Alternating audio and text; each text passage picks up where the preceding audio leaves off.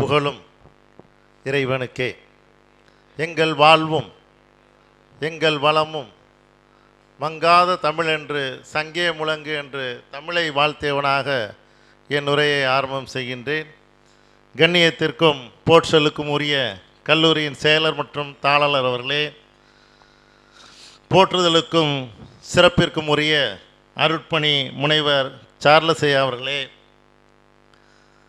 கல்லூரியில் சீரும் சிறப்புமாக நடத்தி கொண்டிருக்கக்கூடிய நம்முடைய கல்லூரியின் துணை முதல்வர் அவர்களே, இந்த நிகழ்விற்கு ஒருங்கிணைப்பாளராக இருந்து செயல்பட்டு கொண்டிருக்கக்கூடிய இம்தாதுல்லா ஐயா அவர்களே, மற்றும் இங்கே வருகை தந்திருக்கக்கூடிய பேராசிரியர் பெருமக்களே, அன்பிற்கினிய மாணவர்களே, தாய்மார்களே, உங்கள் அனைவருக்கும் முதற்கனுடைய நன்றி கலந்த வணக்கத்தினையும் சலாத்தினையும் தெரிவித்துக் கொள்வதில் நான் மிக்க மகிழ்ச்சி அடைகின்றேன். இன்றைக்கு பெரும்புலவர் டாக்டர் சி நயினார் முகமது சமய நல்லிணக்க அறக்கட்டளை சொற்பொழிவு. இந்த சொற்பொழிவிற்கு ஆக்கமும் ஊக்கமும் தந்து தோன்றிற்புகழோடு தோன்றுக என்ற பொய்யாமொழிக்கேற்ப தோன்றி அன்றும் சரி இன்றும் சரி என்றும் சரி கல்லூரிக்காகவே வாழ்ந்து கொண்டிருக்கக்கூடிய நம்முடைய வள்ளல்களினுடைய வாரிசாக இருக்கக்கூடிய, அதாவது ஒரு கவிஞன் அருமையாக சொல்லுவான், மனிதனாக வாழ்வது முக்கியமல்ல, மனிதனாக வாழ்வது முக்கியமல்ல, மனிதாபிமானத்தோடு வாழ்வதுதான் முக்கியம் என்ற தாரக மந்திரத்தை கொண்டிருப்பவர் நம்முடைய செயலர் தந்தை அவர்கள்.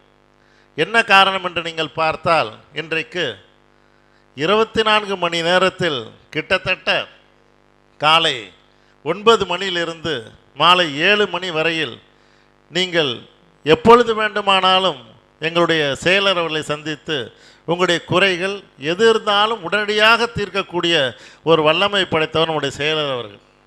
அப்படிப்பட்ட செயலர் அவர்கள் இன்றைக்கு நம்முடைய வருகை தந்திருக்கிறார்கள். ஏற்கனவே நான் சொன்னதை போன்று சமூகம் வாழ வேண்டும், எல்லா சமயத்திலும் போற்றப்பட வேண்டும் என்று ஒரு தாரக மந்திரத்தோடு செயல்பட்டு கொண்டிருக்கிற நம்முடைய கல்லூரி. இன்றைக்கு சமய நல்லிணக்க அறக்கட்டளை சொற்பொழிவு நாம் நடத்தி கொண்டிருக்கிறோம். எங்களுடைய கல்லூரியை பொறுத்தவரையில் வெளியே, கல்லூரிக்கு வெளியே அவர் ராமாக இருக்கலாம், ரஹீமாக இருக்கலாம், ராபர்ட்டாக இருக்கலாம். ஆனால் என்றைக்கு கல்லூரி உள்ளே ஒருவர் வந்து விடுகிறாரோ அன்றையிலிருந்து அவர் ஜமாலியன் என்ற ஒரு அந்தஸ்தை பெறக்கூடிய உயரிய தோட்டம் என்று இருக்கிறது. அப்படிப்பட்ட மாணவர்களை ஒருங்கிணைத்து மாணவர்களுக்காகவே வாழ்ந்து கொண்டிருக்கக்கூடிய ஒரு பெருந்தகையார் தான் எங்களுடைய கல்லூரியுடைய செயலர் அவர்கள். அவர்களை தமிழ்துறையின் சார்பாகவும் உங்களின் சார்பாகவும் வருக வருக என வரவேற்பதில் நாங்கள் பெருமகிழ்ச்சி அடைகின்றோம். அருமையான இந்த நிகழ்விற்கு தலைமையேற்றிருக்கக்கூடிய நம்முடைய துணை முதல்வர் அவர்கள், அருமையாக தூய தமிழில் பேசக்கூடிய சிறந்த பண்பாளர். அவரை பற்றி சொல்ல வேண்டுமா? நான் ஏற்கனவே சொல்லியிருக்கேன் உங்கள்கிட்ட. மனிதன் பிறக்கும் பொழுது பனிக்குடம் உடைகிறது, மனிதன் இறக்கும் பொழுது மண்குடம் உடைகிறது, இடைப்பட்ட காலத்தில் யாருடைய மனமும் புண்பட வேண்டாம் என்று சொல்லி நாசுக்காக சொல்லி ஒவ்வொரு விஷயத்தையும் செம்மையாக நடத்தி கொண்டவர் நம்முடைய துணை முதல்வர் அவர்கள். அவர்களையும் வருக வருக என வரவேற்பில் நான் பெருமகிழ்ச்சி அடைகின்றேன். இன்றைக்கு சிறப்பு விருந்தினர். நாம் இன்றைக்கு மனிதம் கொஞ்சம் கொஞ்சமாக மறைந்து வரக்கூடிய காலகட்டத்தில் வாழ்ந்து கொண்டு இருக்கிறோம்.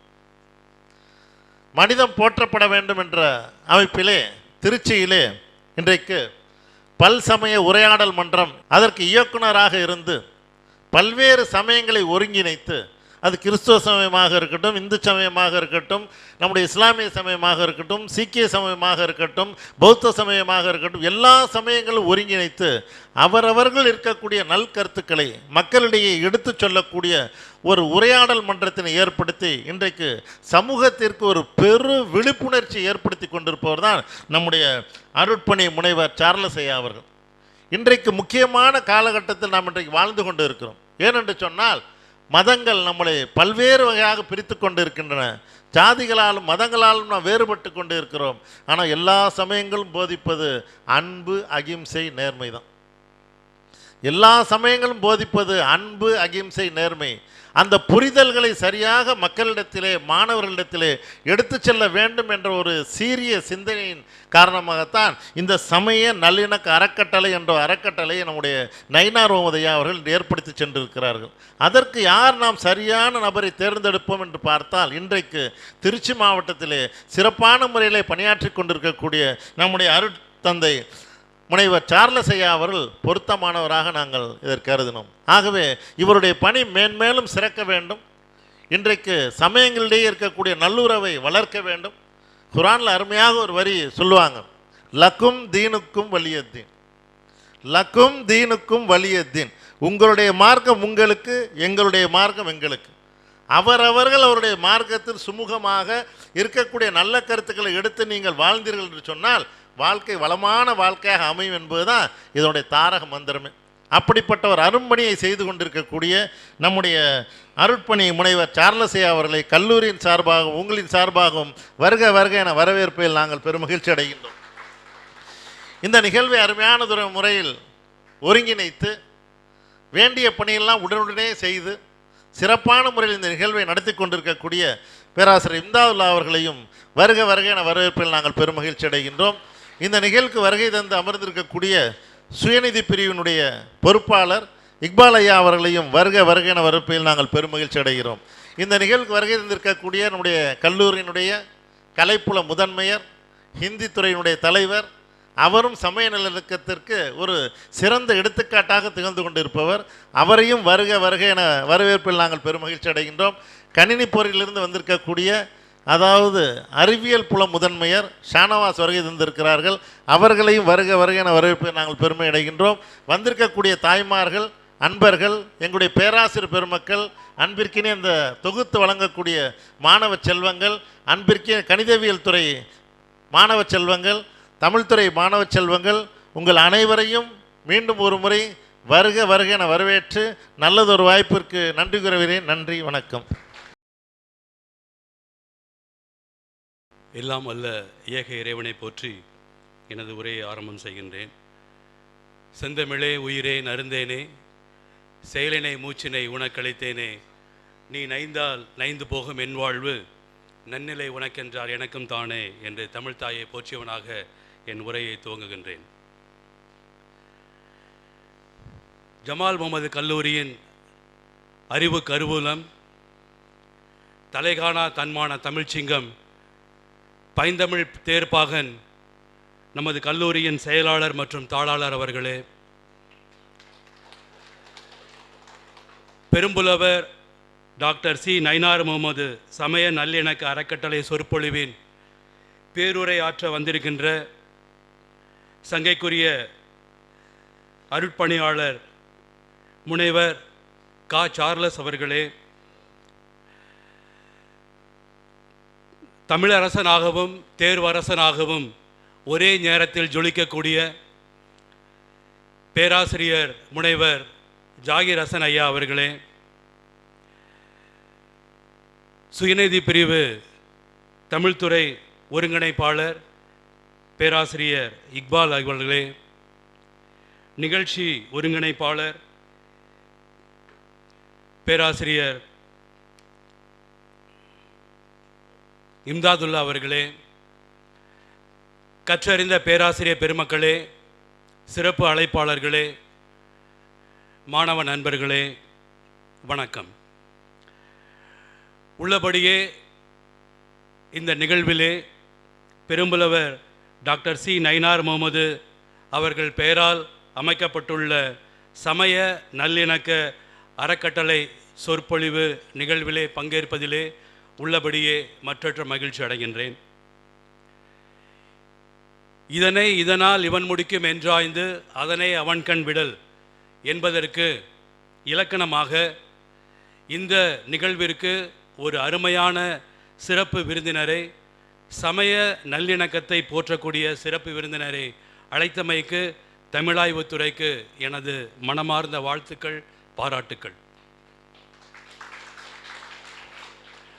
நமது கல்லூரி ஆரம்பித்த 1951 முதல் இன்றளவும் என்றளவும் சமய நல்லிணக்கத்திற்கு இலக்கணமாக திகழ்ந்து கொண்டிருக்கின்றது என்று சொன்னால் அது மிகையாகாது. சமய நல்லிணக்கத்தை பேணவில்லை என்று சொன்னால் இங்கே இருக்கக்கூடிய ஜார்ஜுக்கோ அல்லது செல்வராஜுக்கோ வேலை இல்லை. ஆகவே அன்று முதல் நமது நிறுவனர்கள் எந்த வழியில் இந்த நோக்கத்திற்காக இந்த கல்லூரியை ஆரம்பித்தார்களோ அந்த நோக்கத்திலிருந்து எள்ளளவும் விலகாமல் எள்முனையளவும் பிறழாமல் இன்றளவும் சமய நல்லிணக்கத்தை போற்றி பேணி பாதுகாத்து வருகின்ற நமது நிர்வாகத்திற்கும் குறிப்பாக நமது செயலாளர் மற்றும் தாளர் அவர்களுக்கு நம் அனைவரின் சார்பாக சிரம் தாழ்ந்த நன்றியை தெரிவித்துக் கொள்கின்றோம். சமய நல்லிணக்க அறக்கட்டளை சொற்பொழிவு. சமயம் என்பது மனிதனால் ஏற்படுத்தப்பட்டது. சமம் என்ற ஒரு வார்த்தையிலிருந்து சமயம் என்பது ஊடுருவி பிறப்பிக்கப்பட்டது. மனிதம் என்ற வார்த்தையிலிருந்து மதம் என்பது பிறப்பிக்கப்பட்டது. எல்லா சமயங்களும் உற்றாரை நான் வேண்டேன் பேர் வேண்டேன் என்று சொல்லக்கூடிய சைவ சமயமாக இருந்தாலும் சரி, பச்சைமா மலைபோல் மேனி பவளபாய் கமலச் செங்கல் என்று ஆழ்வார்கள் போற்றக்கூடிய வைணவ சமயமாக இருந்தாலும் சரி, இஸ்லாமிய மார்க்கமாக இருந்தாலும் சரி, கிறிஸ்தவ சமயமாக இருந்தாலும் சரி, எல்லா மனிதமும் எல்லா மதங்களும் எல்லா சமயங்களும் போற்றக்கூடியது மனிதம் மட்டுமே. இந்த காலகட்டத்திலே இந்த சமய நல்லிணக்க அறக்கட்டளை சொற்பொழிவு என்பது சிறப்பானது, தகுதியானது, தேவையான ஒன்றும் கூட. நமது தலைவர்கள் அரசியல்வாதிகள் நம்மை பல்வேறு வகைகளில் பிரித்தாள சூழ்ச்சி நடக்கக்கூடிய இந்த காலகட்டத்திலே இத்தகைய சொற்பொழிவு நமக்கு குறிப்பாக நமது இளம் தலைமுறையினருக்கு தேவையான ஒரு நிகழ்வு. அனைத்து மதங்களும் நமது துறை தலைவர் சொன்னது போல அனைத்து மதங்களும் அனைத்து மார்க்கங்களும் அனைத்து சமயங்களும் போற்றக்கூடியது மனிதம் மட்டுமே. எல்லா மதங்களும் போற்றக்கூடியது நன்மைகளை மட்டுமே.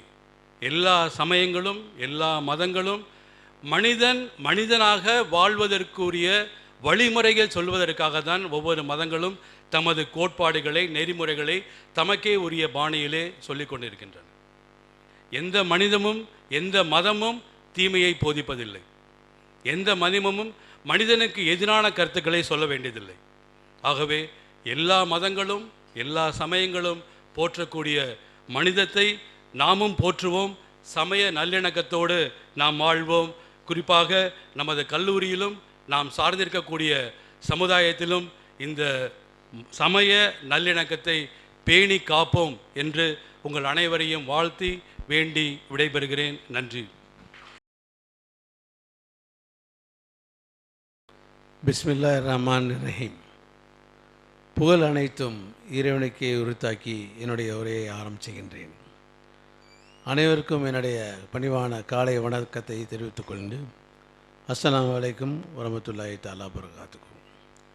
இந்த ஜமால் முஹம்மது கல்லூரியின் தன்னாட்சி பெற்ற தமிழ் முதுகலை தமிழகத்துறை நடத்தக்கூடிய பெரும்புலவர் டாக்டர் சி நயினார் முகமது சமய நல்லிணக்க அறக்கட்டளை சொற்பொழிவாக இங்கே ஏற்பாடு செய்யப்பட்டு முனைவர் இம்தாதுல்லா அவர்கள் இணை பேராசிரியர் அவர்களால் தொகுத்து நடத்தப்படக்கூடிய இந்த நிகழ்ச்சி துறை தலைவர் அவர்கள் மற்றும் நம்மளுடைய கல்லூரியின் சிறப்புமிகு உதவி முதல்வர் அவர்களும் இந்த மேடையில் இருக்கக்கூடிய பேராசிரியர் பெருமக்களும் இங்கே அருகே எதிரே அமர்ந்திருக்கக்கூடிய பேராசிரியர்களும் எல்லோருக்கும் மேலாக நம்மளுடைய ஜமால் முஹம்மது கல்லூரியின் ஜமாலியன்ஸ் என்று சொல்லக்கூடிய கண்மணிகளே, அனைவருக்கும் என்னுடைய பணிவான வணக்கத்தை தெரிவித்துக் கொள்கின்றேன். எனக்கு சாதாரணமாக தமிழ் பேச தெரியாது, எழுத தெரியாது. நான் 1ஆம் கிளாஸ்லேருந்து பிகாம் முடிக்கிற வரலையும் தமிழ் படிக்கலை. அதுக்கப்புறம் நான் கற்றுக்கிட்டது ஜமால் முஹம்மது கல்லூரியில்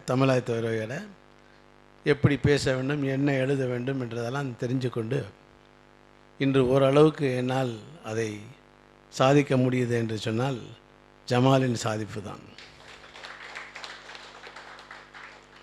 நான் கேம்பியன் உயர்நிலைப் பள்ளியில் படிக்கும்போது என்னை அங்கே கொண்டு போய் சேர்த்தாங்க. அங்கே வந்து தமிழ் பேசினா அடிப்பாங்க. அதனால் பயந்துக்கிட்டே தமிழை நாங்கள்லாம் பேசுகிறதில்ல. ரொம்ப ஸ்ட்ரிக்டாக இருப்பாங்க. ஃபாதர்ஸ் தான் பிரின்ஸிபலாக இருப்பாங்க, டீச்சர்ஸாக இருப்பாங்க எல்லாம்.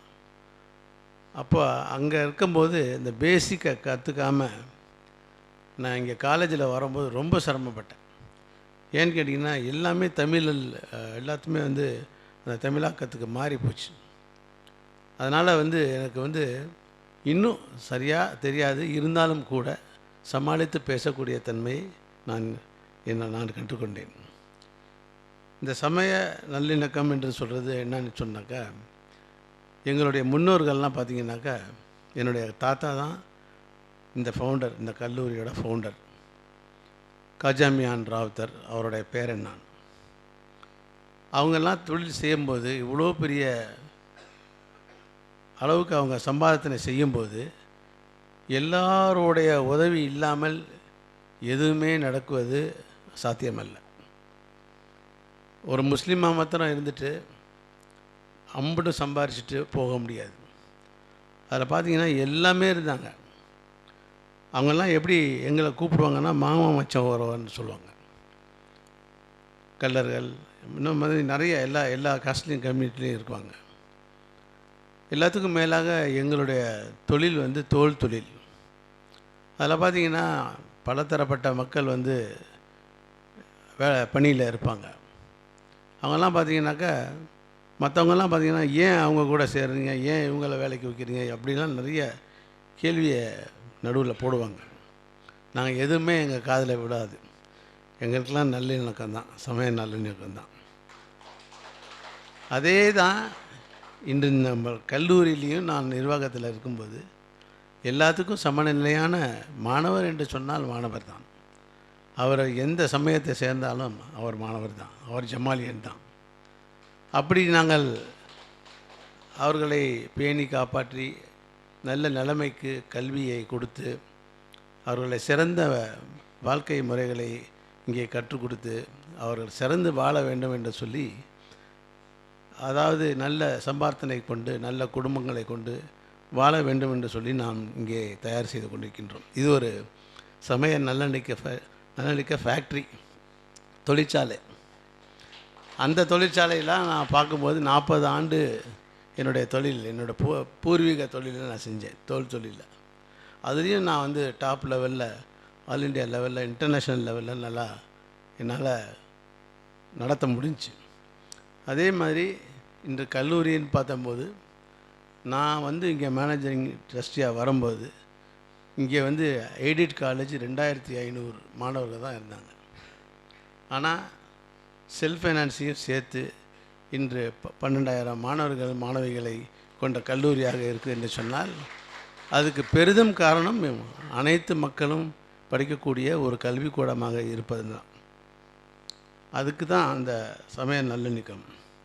இந்த பெரும்புலவர் டாக்டர் சி நயினார் முகமது வந்து தமிழாய்த்துறையுடைய தலைவராக இருந்தவர். அவர் முதல்வராகவும் இருந்தார். அப்போ அவங்க முதல்வராக இருக்கும்போது நான் வரல, அதுக்கு பின்னாடி தான் நான் வந்தேன். ஆனால் இப்போ அவரை பற்றி நம்ம பெருமையாக பேசக்கூடிய அளவில் அவர் இருக்கிறாருன்னு சொன்னால் உண்மையிலேயே எந்த ஒரு முதல்வரையும் பாராட்டக்கூடியவராக தான் நம்மளுடைய கல்லூரியில் முதல்வர்கள் இருப்பார்கின்றது இதில் ஒரு பெரிய குறிப்பாக இருக்கிறது. இந்த நிகழ்ச்சியை தொடர்ந்து நடத்த வேண்டும். நம்மளுடைய கல்லூரி மைனாரிட்டி கல்லூரி என்று சொன்னாலும் கூட இங்கே படிக்கிறவங்களாம் யார் அதிகமாக இருக்காங்கன்னு சொன்னால் அதர் கேஸ்ட் கம்யூனிட்டி.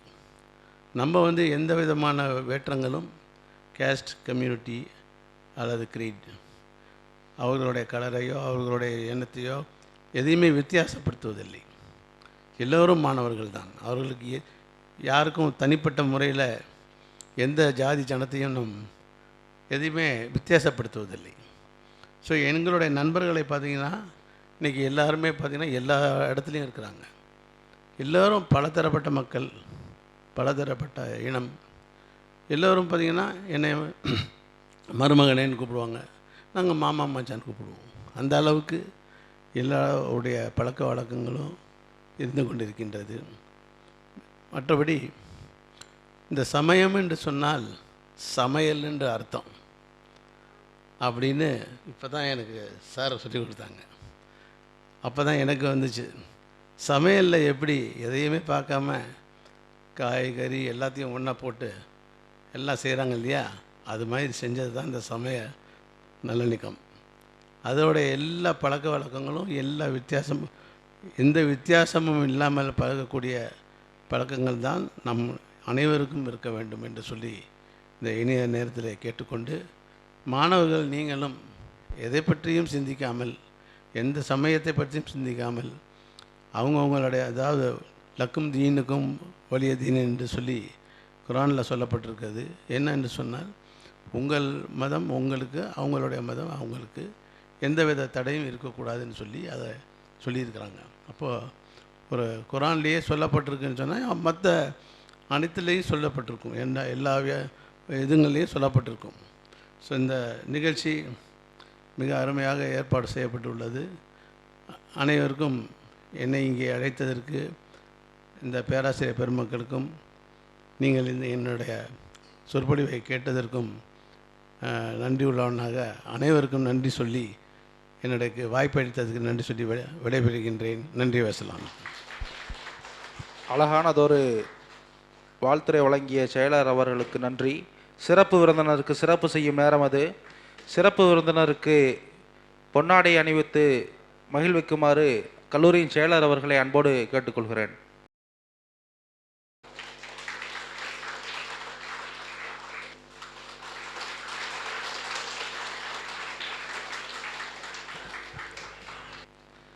சமய நல்லிணக்கத்தை போற்றும் வகையிலான பெரும்புலவர் டாக்டர் சி நயினார் முகமது சமய நல்லிணக்க அறக்கட்டளை விருதினை வழங்கி சிறப்பிக்குமாறு கல்லூரியின் செயலர் அவர்களை அன்போடு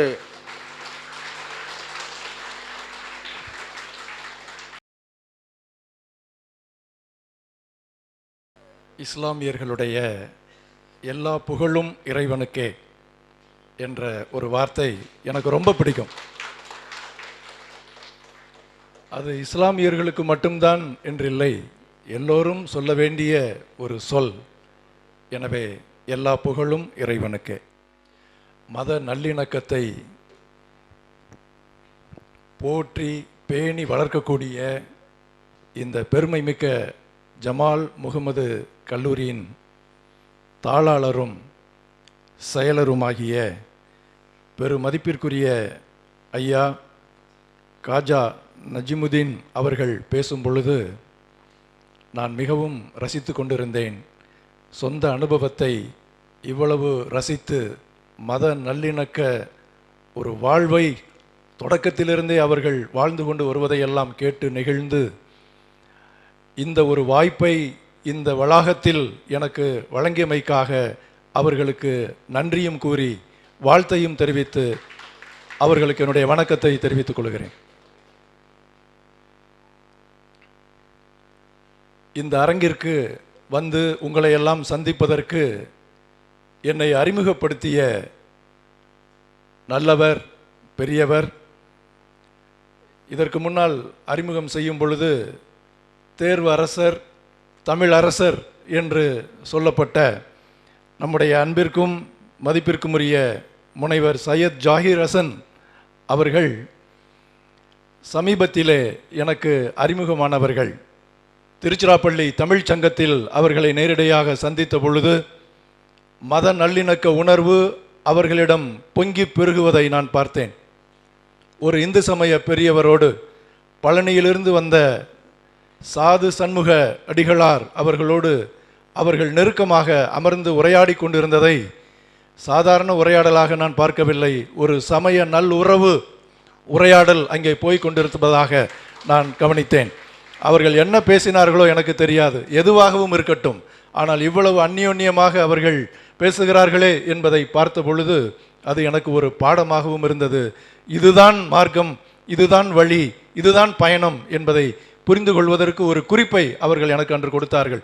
பெரும்புலவர் டாக்டர் நயினார் முகமது அவர்களுடைய சமய நல்லிணக்க அறக்கட்டளை சொற்பொழிவை ஆற்ற எனக்கு அழைப்பு தந்த பொழுது நான் மிகவும் மகிழ்ச்சி அடைந்தேன். இப்படி ஒரு வாய்ப்புக்காக அவர்களுக்கும் எனது நெஞ்சார்ந்த நன்றியை உரித்தாக்கிக் கொள்ளுகின்றேன். முனைவர் ஜார்ஜ் அமலரத்னம் அவர்களை நான் 1-2 முறை எப்பொழுதோ பார்த்திருக்கிறேன். அதிகமாக பேசியதில்லை, ஆனால் கேள்விப்பட்டிருக்கிறேன். அவருடைய உறவினர்களை பற்றி, அவருடைய குடும்பத்தை பற்றியெல்லாம் நான் அறிவேன். ஒரு கணிப்பொறியோடு விளையாடுபவர் தமிழோடும் இவ்வளவு அருமையாக விளையாடுவது ஆச்சரியத்துக்குரியது தான். அவருடைய அருமையான தமிழை, அன்பு உறவை, நல்லிணக்கத்தை அவர்கள் வாழ்த்துறையில் வழங்கிய பொழுது உண்மையிலேயே மகிழ்ச்சி அடைந்தேன். நானும் அவர்களும் ஒரே மார்க்கத்தை, கிறிஸ்தவத்தை சார்ந்திருப்பவர்கள் என்ற வகையிலும் அப்படிப்பட்டவர்களுக்கு இந்த ஜமால் முகமது கல்லூரி இடமளிக்கிறது, தலைமை பொறுப்புக்கு கூட அவர்களுக்கு வாய்ப்பளிக்கிறது, எல்லோரையும் சமமாக கருதுகிறது என்பதை நினைத்து பெருமையோடு என்னுடைய மகிழ்ச்சியை தெரிவித்துக் கொள்கின்றேன். மேலும் மேடையில் வீட்டிற்கக்கூடிய பெரியோருக்கும், இந்த நிகழ்ச்சியில் பங்கு கொண்டிருக்கிற பேராசிரியர் பெருமக்களுக்கும், மாணவ செல்வங்களுக்கும், ஜான்பால் உரையாடல் மன்றத்திலிருந்து வந்திருக்கக்கூடிய உறுப்பினர்களுக்கும் என்னுடைய பணிவான வாழ்த்துக்களையும் வணக்கத்தையும் தெரிவித்து என்னுடைய உரையை தொடங்குகின்றேன். ஒரு ஊரில் ஒரு மனிதர் நல்லவர், பேச மாட்டார், செயல்படுவார். எப்படியாவது அவருடைய பேச்சை கேட்க வேண்டும், அவரை பேச வைக்க வேண்டும், அவருடைய கருத்துக்களை தெரிந்து கொள்ள வேண்டும் என்று ஒரு ஊர்க்காரர்கள் வந்து அவரை கூப்பிட்டு, பேசுங்கள், எங்களுடைய ஊரிலே நீங்கள் அவசியம் பேச வேண்டும் என்று சொல்லி அவரை கட்டாயப்படுத்தி கூட்டி போனார்கள். அவர் பேச தொடங்கும் பொழுது, நான் என்ன பேச போகிறேன் என்று உங்களுக்கு தெரியுமா அப்படின்னு கேட்டார். தெரியாது அப்படின்னாங்க. நான் என்ன பேச போகிறேனே உங்களுக்கு தெரியாது, நான் பேசி என்ன பிரயோஜனம், நன்றி வணக்கம் அப்படின்னு சொல்லிட்டு அவர் வந்துட்டார். அதன் பிறகு இன்னொரு ஊர்க்காரர்கள் கொஞ்சம் ஐடியா பண்ணி இவரை பேச வைத்து விட வேண்டும் என்று சொல்லி, எங்கள் ஊருக்கு வாங்க என்று அவரை அழைத்தார்கள். அங்கே போய் அதே கேள்வி, நான் என்ன பேச போகிறேன்னு உங்களுக்கு தெரியுமா அப்படின்னு கேட்டார். தெரியும் அப்படின்னாங்க. தெரியாதுன்னு சொன்னால் அவர் பேச மாட்டார் அப்படின்னு சொல்லி, தெரியும் அப்படின்னாங்க. நான் என்ன பேச போகிறேன்னு தான் உங்களுக்கு தெரியுமே, அப்புறம் என்ன பேசி என்ன பிரயோஜனம், போயிட்டு வரேன், நன்றி வணக்கம் அப்படின்னு சொல்லிட்டு கிளம்பிட்டார். அவங்க விட்டப்பாடு இல்லை, திரும்ப அவரை கூப்பிட்டு வச்சு எப்படியாவது அவரை பேச வைக்கணும்னு சொல்லி இன்னொரு ஊருக்கு அவரை அழைக்கிற மாதிரி அழைத்து அங்கேயும் ஏற்பாடு செய்தார்கள். அதே கேள்வி, நான் பேசுறது என்னன்னு உங்களுக்கு தெரியுமா, என்ன பேச போகிறேன்னு தெரியுமான்னு. பாதி பேர் தெரியும்னு சொன்னாங்க, இன்னும் பாதி பேர் தெரியாதுன்னு சொன்னாங்க. இப்போ மாட்டிக்கிட்டாரா, என்ன செய்வார்? தெரியாதவங்கெல்லாம் தெரிஞ்சவங்கள்ட்ட கேட்டு தெரிஞ்சுக்குங்க, நன்றி வணக்கம் அப்படின்னு சொல்லிட்டு வந்துட்டார். பேசுவது அதிகமாகிவிட்டது. நாடெங்கும், வீடெங்கும், உலகமெங்கும். ஆனால் கேட்பது குறைந்து விட்டது. கடவுள் நமக்கெல்லாம் ஒரு வாயை கொடுத்து 2 செவிகளை கொடுத்திருக்கிறார். ஒரு தடவை பேசினா 2 தடவை கேட்கணும். 1% பேசணும்னா 2% கேட்கணும். ஆனால் 100% பேசிட்டு 0% கேட்பது என்று இந்த உலகம் மாறிக்கொண்டிருக்கிறது, மாறிவிட்டது. இந்த சமய நல்லிணக்கம் கெட்டு போய் கொண்டிருக்கிறது என்பதற்கு முக்கியமான காரணங்களில் இதுவும் ஒன்று. அரிது அரிது மானிடராதல் அரிது, மானிடராயினும் கூன் குருடு செவிடு பேடு நீங்கி பிறத்தல் அரிது, பேடு நீங்கி பிறந்த காலையும் ஞானமும் கல்வியும் நயத்தல் அரிது, ஞானமும் கல்வியும் நயந்த காலையும் தானமும் தவமும் தான் செயல் அரிது. தானமும் தவமும் தான் செய்வராயின் வானவர் நாடு வழி திறந்திடுமே. தானமும் தவமும், கொடுக்கிற மனமும் தன்னை அடக்கி ஆள்கிற திறனும் இருக்குமேயானால் அது நம்மை வானவர் நாட்டுக்கு வழி திறந்து அழைத்து செல்லும் என்பது ஔவையார் பாட்டியுடைய கருத்து. மனிதனாக பிறப்பது அரிது, மனித பிறவி ஒரு அரிதான பிறவி என்பதை சொல்லலாம். அதே வேளையில் ஜாகிர் ஹசன் ஐயா அவர்கள் சொன்னது போல மனிதனாக பிறப்பது பெரிதல்ல, மனிதாபிமானத்தோடு பிறப்பது தான் பெரிது, மனிதாபிமானத்தோடு வாழ்வது அரிது என்று ஔவையார் பாட்டிக்கு ஒரு சிறிய அமெண்ட்மெண்ட்டை நாம் கொண்டு வரலாம். அப்படிப்பட்ட மனிதம் மலரட்டும் என்ற ஒரு தலைப்பை வைத்து இந்த நாளில் நாம் சிந்திக்கிறோம். மனிதம் மலரட்டும் என்றால் மனிதர்களாக வாழ்ந்திருக்கிற நாமெல்லாம் மனிதம் மலராமலா இவ்வளவு நாள் வாழ்ந்து கொண்டிருக்கிறோம், வாழப்போகிறோம்? மனிதம் மலர்வதில் என்ன தடை? அந்த தடையை உடைப்பதற்கு வழி என்ன என்பதற்கு எது விடை? எது தடை, எது விடை? இதை நாம் இன்று சற்று சிந்திக்கலாம். நான் ஜான் பால் உரையாடல் மன்றத்தினுடைய இயக்குனர். 1980ஆம் ஆண்டு எங்களுடைய முன்னாள் ஆயர் தாமஸ் பெர்னாண்டோ அவர்களால் தொடங்கப்பட்டதுதான் இந்த ஜான் பால் உரையாடல் மன்றம். இந்த ஜான் பால் என்ற பெயர் முன்னாள் போப்பாண்டவருடைய பெயர். சமய நல்லிணக்கத்திற்கு பெயர் போனவர். அசிசி நகரில், இத்தாலியில் இருக்கின்ற அசிசி நகரில் உலகத்தில் உள்ள எல்லா சமய பெரியோர்களையும் அழைத்து ஏறக்குறைய 120 பிரதிநிதிகள் கலந்து கொண்டார்கள் என்று சொல்லப்படுகிறது. அவர்களையெல்லாம் அழைத்து பல்சமய பிரார்த்தனையை நடத்தியவர். அது மட்டுமல்லாமல் எல்லா சமயத்தோரோடும் நல்லுறவை பேணுவதற்கு எல்லா முயற்சிகளையும் மேற்கொண்டவர். திருக்குரானை முத்தமிட்டு அவர் அதற்கு வணக்கம் செலுத்தியவர். அந்த அளவுக்கு சமய நல்லிணக்கத்தை பேணுவதில் கண்ணும் கருத்துமாக இருந்த அந்த ஜான் பால் இன்றைக்கு புனிதராக திருச்சபையால் அங்கீகரிக்கப்பட்டு இருக்கிறார். அவர் 1986ஆம் ஆண்டு தான் அசிசியிலே இந்த கூட்டத்தை கூட்டினார். அதே ஆண்டில் இந்தியாவிற்கு அவர் வந்தார். சென்னைக்கு வந்த பொழுது சென்னையிலே சமய நல்லிணக்க கூட்டத்தை அவர் நடத்தினார். அப்படி இந்த சமய நல்லிணக்க பாதையில் வெற்றி நடை போட்ட ஜான் பாலுடைய பெயரில்தான் புனித ஜான் பால் உரையாடல் மன்றம் இயங்கிக் கொண்டிருக்கிறது. தொடக்கத்தில் சிறப்பாக நடந்து இடையிலே கொஞ்சம் தொய்வடைந்து இப்பொழுது மீண்டும் புத்தெழுச்சியோடு புனித ஜான் பால் உரையாடல் மன்றம் செயல்பட தொடங்கி இருக்கிறது. நான் கடந்த 6 மாதங்களாக இந்த உரையாடல் மன்றத்தில் இயக்குனராக பணியாற்றி இருக்கிறேன். இந்த மன்றம் உரையாடல் மன்றம் என்று பெயரிடப்பட்டிருக்கிறது. உண்மையிலே இதனுடைய கருத்து பல் சமய உரையாடல் மன்றம். பல சமயத்தவர் உரையாடுவதற்கான மன்றம். இஸ்லாமியர், இந்துக்கள், கிறிஸ்தவர்கள், சீக்கியர், பௌத்தர், சமணர் எல்லாரும்.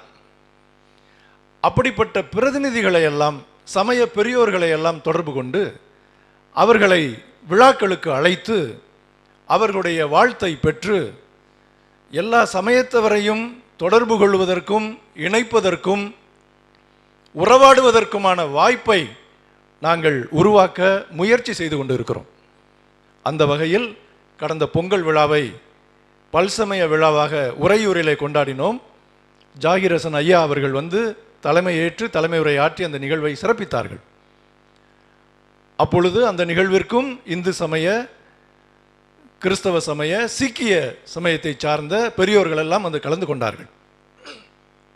அதற்கு முன்பாக பிஷப் ஹீபர் கல்லூரியிலே கிறிஸ்து பிறப்பு விழாவை கொண்டாடினோம். பௌத்த சமயத்தை சார்ந்த துறவிகளும் அதிலே மற்ற சமயத்தோடு இணைந்து கொண்டாடினார்கள். அதற்கு முன்பாக தீபாவளியை பல்சமய தீபாவளி விழாவாக கொண்டாடினோம்.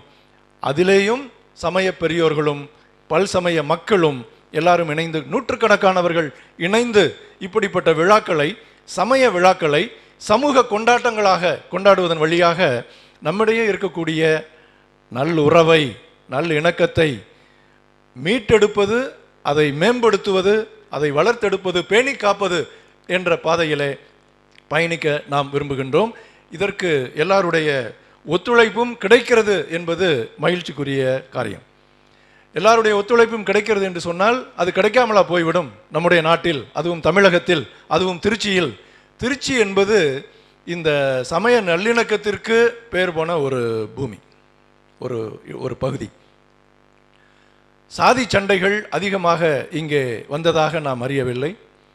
அதைவிட சமய சண்டைகள் இங்கே எதுவும் வந்ததாக நமக்கு தெரியவில்லை. அது இல்லை என்றுதான் பெரியவர்கள் எல்லாம் சொல்லுகிறார்கள். அந்த அளவிற்கு எல்லாரும் இணைந்து வாழக்கூடிய, வாழ்ந்து வருகின்ற ஒரு பகுதி தான் திருச்சி. நம்முடைய தாளாளர் செயலாளர் ஐயா காஜா நஜீமுதீன் அவர்கள் தங்களுடைய குடும்பத்தை பற்றி பேசுகின்ற பொழுது கூட தங்களுடைய தொழில் நன்றாக வளர்ந்ததற்கும் சிறப்புற்றதற்கும் காரணம் எல்லா தரப்பு மக்களும் வந்தார்கள், எல்லா சமயத்தவரும் வந்து எங்களோடு இணைந்து பணியை ஆற்றினார்கள். ஏன் இவர்களோடு சேர்கிறீர்கள் அவர்களோடு சேர்கிறீர்கள் என்றெல்லாம் சிலர் சொல்லி பார்த்தார்கள். ஆனால் அதெல்லாம் ஒத்து வராது என்று நாங்கள் எல்லாரோடும் இணைந்துதான் எங்களுடைய வாழ்க்கையை நடத்தினோம், தொழிலை நடத்தினோம். இன்று வரை நாங்கள் நடத்துகிற கல்வி நிறுவனமும் அந்த பாதையில் தான் சென்று கொண்டு இருக்கிறது. சமய நல்லிணக்க தொழிற்சாலை, இதுவும் சமய நல்லிணக்க தொழிற்சாலை என்று கூறினார்கள். இது கல்வி சாலை என்று நாம் சற்று மாற்றிக்கொள்ளலாம். சமய நல்லிணக்க கல்வி சாலையாக ஜமால் முகமது கல்லூரி இருந்து கொண்டு இருக்கிறது, அது இருக்க போகிறது என்று அவர்கள் இதை பற்றி சொல்லுகிற பொழுது, இப்படிப்பட்டவர்கள் வாழ்கின்ற இந்த திருச்சியில் சமய நல்லிணக்கம் என்பது என்றும் புதிதான கருத்து அல்ல, புதிதான செய்தி அல்ல, புதிதான விஷயமே அல்ல. ஆனால் என்ன புதிது என்று சொன்னால், இதை பற்றி இன்றைக்கு பேச வேண்டிய ஒரு தேவை உருவாகிவிட்டது. இவ்வளவு நாள் நான் பேசவில்லை. இப்போ உடம்புல ஒரு நோயும் பிரச்சனையும் இல்லைன்னு சொன்னோம்னா நம்ம உடம்பை பற்றியே கவலைப்பட மாட்டோம், நினச்சி கூட பார்க்க மாட்டோம். நம்ம போகிற இடத்துக்கு போவோம், செய்ய வேண்டிய வேலையை செய்வோம், எல்லாம் நல்லா நடந்துக்கிட்டு. எங்கேயாவது ஒரு காயம் பட்டுருச்சு, ஒரு அடிபட்டுருச்சு, ஏதாவது ஒரு நோய்வாய்ப்பட்டுருச்சுன்னா தான் அந்த உடம்பை பற்றி நாம் கவலைப்பட தொடங்குவோம். அதுபோல் நம்முடைய இந்த ஒற்றுமை, அன்பு, உறவு, நல்லுறவு, சமய நல்லிணக்கம் என்பதெல்லாம் நன்றாக இருந்த பொழுது அதை பற்றி நாம் பேச வேண்டிய அவசியம் இல்லாமல் இருந்தது. 1980 தொடங்கப்பட்ட ஜான்பால் உரையாடல் மன்றம் இதை பற்றி ரொம்ப பிரமாதமாக பேச வேண்டும் என்ற எண்ணத்திற்கு போகாமல் இருந்து விட்டது. ஆனால் இப்பொழுது கொஞ்சம் உடம்பிலே பிரச்சனை வந்துவிட்டது, சில நோய் கிருமிகள் தொற்றிக்கொள்ள தொடங்கிவிட்டன, சில அடிகள், சில வலிகள் வந்து கொண்டு இருக்கின்றன. அது லேசாக தானே இருக்குது என்று நாம் விட்டுவிட்டால் அது ஒருவேளை அதிகமாகி விடலாம். It might aggravate. அதனால் தடுப்பாக, ப்ரிவென்டிவாக சில காரியங்களை நாம் செய்ய வேண்டும். நம்மிடையே இருக்கக்கூடிய உறவை நாம் புதுப்பித்துக் கொள்ள வேண்டும், வலுப்படுத்திக் கொள்ள வேண்டும், வளப்படுத்த வேண்டும், செழுமைப்படுத்த வேண்டும், கொண்டாட வேண்டும் என்பதுதான் நம்முடைய நோக்கம். ஒத்துழைப்பு என்று நான் முதல்ல உங்களுக்கு ஒரு வார்த்தை சொன்னேன். இந்த உரையாடல் மன்றத்திற்கான ஒத்துழைப்பு எங்கிருந்து வருகிறதுன்னு சொன்னால், உங்களிடமிருந்து வருகிறது. ஜமால் முகமது கல்லூரியிலிருந்து எங்களுக்கு அதிகமான ஒத்துழைப்பு இருக்கிறது. எப்படி இருக்குதுன்னு சொன்னால், ஏற்கனவே சொன்னேன், விழாவிற்கு ஜாகிரசன் ஐயா அவர்கள் வந்தார்கள் என்று சொன்னேன். அவர்கள் விழாவிற்கு வந்ததோடு மட்டுமல்லாமல் தொடர்பில் இருக்கிறார்கள், ஆலோசனை வழங்குகிறார்கள், அவர்களுடைய ஆதரவை எங்களுக்கு தொடர்ந்து வழங்கி கொண்டு வருகிறார்கள். அதுபோக பேராசிரியர் உமர் ஃபாரூக் இணை பேராசிரியர், உதவி பேராசிரியர் ஜனார்தலி பேகம், உதவி பேராசிரியர் அலிபினிஷா, இவர்களெல்லாம் கூட்டங்களுக்கு வருவதும் ஆலோசனைகள் கொடுப்பதும் ஒத்துழைப்பு நல்குவதும் கூட பயணிப்பதுமாக இருப்பது எங்களுக்கெல்லாம் உற்சாகத்தை தருகிறது. இது மட்டுமல்லாமல் இஸ்லாமிய அமைப்புகள், ஜமாத்தே இஸ்லாமி ஹிந்த் அமைப்பினுடைய பொறுப்பாளர்கள், பேராசிரியர் ஹஜ் மொய்தீன் உள்ளிட்ட பொறுப்பாளர்கள், உறுப்பினர்கள் எங்களோடு தொடர்பில் இருக்கிறார்கள். சத்தியச்சோலை அமைப்பிலிருந்து அதனுடைய பொறுப்பாளர் நாசர் ஐயா அவர்கள் எங்களோடு தொடர்பில் இருக்கிறார்கள். சாலிடாரிட்டி இளைஞர் அமைப்பினர் தொடர்பில் இருக்கிறார்கள், உறவில் இருக்கிறார்கள். SIO இந்திய மாணவர் இஸ்லாமிய அமைப்பினர் நம்மோடு பயணிக்கிறார்கள். அவர்கள் நடத்துகின்ற நிகழ்வுக்கு அழைத்திருக்கிறார்கள். மீலாது விழாவிலே நான் கலந்து கொண்டு அங்கே உரையாற்றி இருக்கின்றேன். துவரங்குறிச்சியிலே நடைபெற்ற மீலாது விழாவிலும் நான் கலந்து கொண்டு இருக்கின்றேன். இங்கே பீமநகரிலும் ஆழ்வார்தோப்பிலும் இருக்கின்ற பள்ளிவாசல்களுக்கு சென்று பள்ளிவாசலினுடைய அமைப்பு அங்கே வாங்கு ஓதுவது, தொழுகை நடத்துவது, உதவி செய்வதற்கான பொருள்களை கொடுப்பதற்கு தனி பெட்டி அமைத்து அதை பராமரிப்பது, பின்தங்கியவர்களுக்கான தொழில் கல்வி, டெய்லரிங் போன்றவை, இதெல்லாம் எப்படி பள்ளிவாசலோடு இணைந்து போய் கொண்டிருக்கிறது, சமய பணியும் சமூக பணியும் இணைந்து ஆற்றப்படுகிறது என்பதையெல்லாம் நேரில் பார்த்து தெரிந்து கொள்வதற்கான வாய்ப்பு. இப்படி இந்த உரையாடல் மன்றத்தில் பொறுப்பேற்ற பிறகு இஸ்லாமிய, இந்து, சீக்கிய சமய பெரியோர்களோடும் மக்களோடும் தொடர்பு கொள்வதற்கும் உறவு கொள்வதற்குமான வாய்ப்பு ஏற்பட்டு இருக்கிறது. இது தொடக்கம். இதை வைத்து அடுத்த கட்டங்களுக்கு நம்முடைய பயணம் போக வேண்டும் என்ற உணர்வோடும் உற்சாகத்தோடும் வேட்கையோடும் நாம் பயணித்து கொண்டிருக்கிறோம் என்பதை உங்களுக்கு தெரியப்படுத்துவதில் நான் மகிழ்ச்சி அடைகிறேன். இந்த பயணத்தில் நீங்கள் அனைவரும் வந்து இணைய வேண்டும் என்பதுதான் என்னுடைய அழைப்பாகவும் இருக்கிறது. ஏதோ இந்த நாளிலே உங்களை எல்லாம் சந்தித்து உரையாடுவதற்கு வாய்ப்பு கிடைத்தது என்று மட்டும் இல்லாமல், இந்த பல்சமய உரையாடல், பல்சமய நல்லிணக்கம், நல்லுறவு என்பது இந்த நாட்டிற்கு, இந்த உலகிற்கு இன்றைக்கு மிக மிக அவசியமாக தேவைப்படுகிற ஒன்றாக மாறிவிட்டு இருக்கிறது. இவ்வளவு நாள் இது ஒரு ஆப்ஷனல் சப்ஜெக்டாக இருந்திருக்கலாம். இனிமேல் இது கம்பல்சரி சப்ஜெக்டாக மாறிவிட்டது என்பதை நாம் உணர வேண்டும். தட்டுறதுன்னா நல்லா தட்டுங்க. இது மாதிரியான கருத்துக்கள் முக்கியமாக போக வேண்டிய இடம் உங்களை போன்ற இளைஞர்களுக்கு தான், மாணவர்களுக்கு. இந்தியா உங்களுடையது, இந்த உலகம் உங்களுடையது. மனித வாழ்வு என்பது என்ன என்று நான் எழுதி பார்த்தேன். பல வகையான கோணங்களில் எழுதலாம்.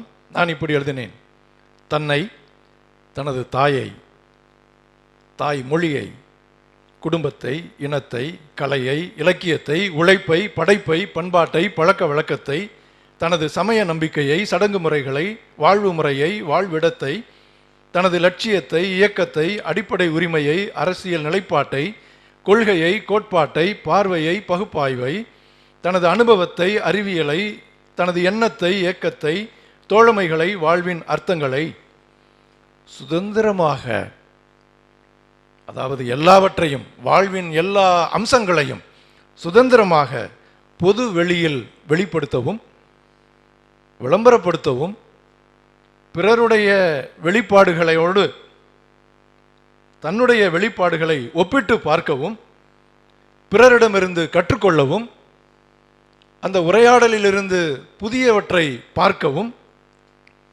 அதற்கேற்ப தன்னை மாற்றிக்கொள்ளவும், முன்னேற்றம் காணவும் செயல்படுகின்ற, இயங்குகின்ற ஒரு இயக்கம்தான் நம்முடைய மனித வாழ்வு என்று நான் நினைத்து பார்த்தேன். சுதந்திரம் கடவுள் மனிதனுக்கு கொடுத்த கொடைகளிலே மிகச்சிறந்த ஒரு கொடை சுதந்திரம். இது நமக்கெல்லாம் இருக்கிற காரணத்தினால்தான் நாம் எல்லாம் வளர்கிறோம், வாழ்கிறோம், நம்மை வெளிப்படுத்துகிறோம், பிறரோடு உரையாடுகிறோம், உறவாடுகிறோம், மேம்படுகிறோம்.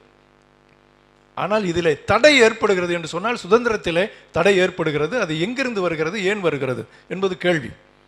விவிலியத்தில் கடவுள் மனிதனை படைக்கிற பொழுது தன்னுடைய சாயலாக படைத்தார் என்று சொல்லப்பட்டிருக்கிறது.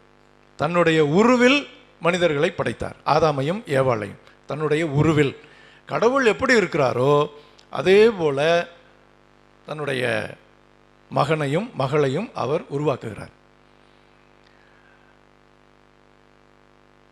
தன்னுடைய அன்பில், தன்னுடைய அழகில், தன்னுடைய அறிவில், தன்னுடைய ஞானத்தில், தன்னுடைய ஆற்றலில், தன்னுடைய படைப்பாற்றலில், தன்னிடம் இருக்கின்ற எல்லாவற்றிலும் அவர்களுக்கு பங்களித்து தான் என்னென்ன செய்ய முடியுமோ அனைத்தையும் அவர்களும் செய்யலாம் என்று அவர்களுக்கு அதை வழங்கி, பழகி பெருகுங்கள், பூமியை நிரப்புங்கள், ஆண்டு அனுபவியுங்கள், மகிழ்ச்சியாக இருங்கள் என்று சொல்லி அவர்களுடைய மகிழ்ச்சியிலே அவர் இன்பம் கண்டார்.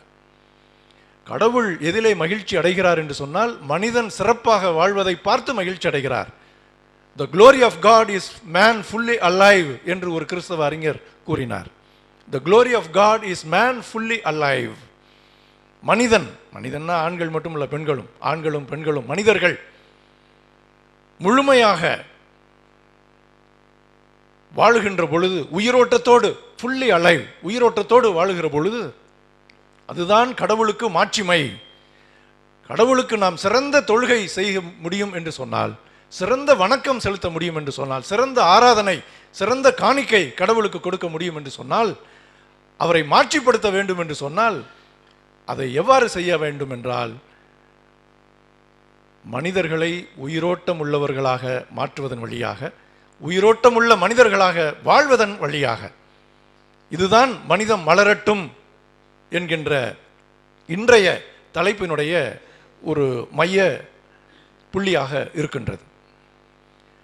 இயேசுவை பார்த்து மத குருமார்கள் ஒரு முறை கேள்வி கேட்டார்கள், திருச்சட்டத்தில் மிகப்பெரிய கட்டளை எது? அதாவது விவிலியத்தில் இயேசுவுக்கு முந்தி இருந்த பழைய ஏற்பாடு, கடவுள் அவர்களுக்கு கொடுத்த மோசே வழியாக கொடுத்த திருச்சட்டம், அதில் மிகப்பெரிய கட்டளை எது? அதான் கேள்வி. அதுக்கு பதில் சொல்றாரு இயேசு, உன் கடவுளாகிய ஆண்டவரை முழு உள்ளத்தோடும் முழு ஆன்மாவோடும் முழு ஆற்றலோடும் அன்பு செய்வாயாக. இது முதல் கட்டளை. இரண்டாவது இதற்கு ஒத்த கட்டளை இது என்று சொன்னால், உன்னை நீ அன்பு செய்வது போல உனக்கு அடுத்திருப்பவருக்கும் அன்பு செய்வாயாக. இது ரெண்டும் ரெண்டல்ல, ரெண்டும் ஒன்று, ஒரு நாணயத்தின் இரு பக்கங்கள் போன்ற இரண்டு சட்டங்கள், இரண்டும் சேர்த்து ஒரே சட்டம், அன்பு என்கிற சட்டம். கடவுளை நீ முழுமையாக அன்பு செய்ய வேண்டும் என்று சொன்னால் உனக்கு அடுத்திருப்பவருக்கு அன்பு காட்டு. அந்த அன்பு கடவுளுக்கே செலுத்தக்கூடிய அன்பு. அதைத்தான் இன்னொரு இடத்திலே இயேசு சொன்னார், சின்னஞ்சிறிய சகோதரனுக்கு செய்ததையெல்லாம் நீ எனக்கே செய்தாய். நான் பசியாயிருந்தேன், எனக்கு உணவு கொடுத்தாய். தாகமாயிருந்தேன், எனக்கு குடிக்க கொடுத்தாய். ஆடையின்றி இருந்தேன், எனக்கு ஆடை வழங்கினாய். சிறையில் இருந்தேன், என்னை பார்க்க வந்தாய். நோயுற்று இருந்தேன், என்னை சந்திக்க வந்தாய். ஆண்டவரே, நாங்க எப்போ உங்களை பார்க்க வந்தோம்? புதுசா இருக்குதே. சின்னஞ்சிறு சகோதரனை சகோதரியை நீங்கள் அன்பு செய்த பொழுதெல்லாம், அவர்களுக்கு நீங்கள் இதை செய்த போதெல்லாம் எனக்கே செய்தீர்கள் என்று இறைவன் கூறுவார் என்பதுதான் இயேசுவினுடைய வார்த்தை. எனவே இறைவன் விரும்புவதெல்லாம் மனிதர்கள் வாழ வேண்டும். ஆனால் என்ன நடக்கிறது என்று சொன்னால், ஏதோ இறைவனை காப்பாற்றுகிறோம் என்று சொல்லி எல்லாரும் இன்றைக்கு அதிகமாக கொடி பிடிக்கிறார்களே ஒழிய, மனிதர்களை காப்பாற்றுவோம், மனிதர்களை வாழ்விப்போம், அவர்களை மலர வைப்போம், மனிதம் மலரட்டும் என்கின்ற அந்த உணர்வு மங்கி போய்கொண்டிருக்கிறது நம்முடைய நாட்டில், இன்றைய உலகில் என்று நாம் சொல்ல முடியும். மனிதம் மலரட்டும் என்று சொல்லக்கூடிய அதே மூச்சில் மதம் தெளியட்டும் என்ற ஒரு வார்த்தையையும் நான் இணைக்க விரும்புகிறேன். இந்த தலைப்பில் கூட நாம் அதை இணைத்துக் கொள்ளலாம். மதம் தெளியட்டும். எந்த மதம்? பிடிச்சிருக்குது இல்லை அந்த மதம். யானைக்கு பிடிக்கும்ல அந்த மதம். மதம் கொண்டிருப்பவர்கள் அந்த மதத்திலிருந்து தெளிய வேண்டும். எல்லா மதங்களும் சமயங்களும் தெளிவு பெற வேண்டும். தெளிவு இல்லாத காரணத்தினால்தான் இவ்வளவு குழப்பம், இவ்வளவு சண்டை, இவ்வளவு காயம், இவ்வளவு ரணகளம், இவ்வளவு மனித சிதைவு. மனித சிதைவு சிதைந்து கிடக்கிறது, சிதிலமடைந்து கிடக்கிறது மனித முகம்.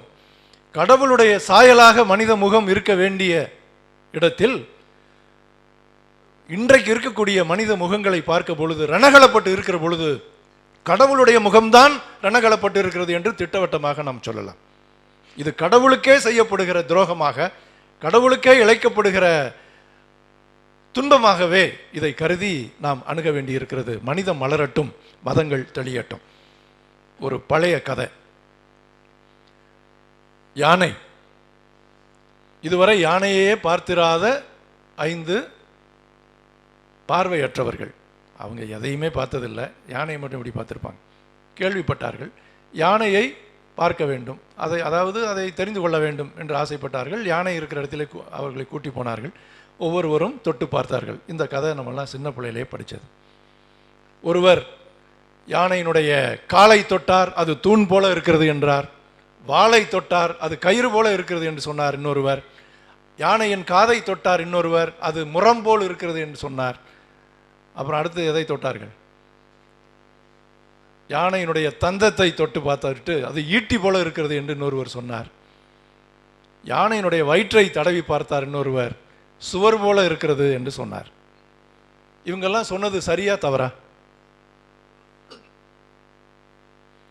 யானையினுடைய தந்தம் ஈட்டி போல இருக்கிறதுன்னு சொல்லணும், யானை ஈட்டி போல இருக்கிறதுன்னு அவர் சொன்னார்.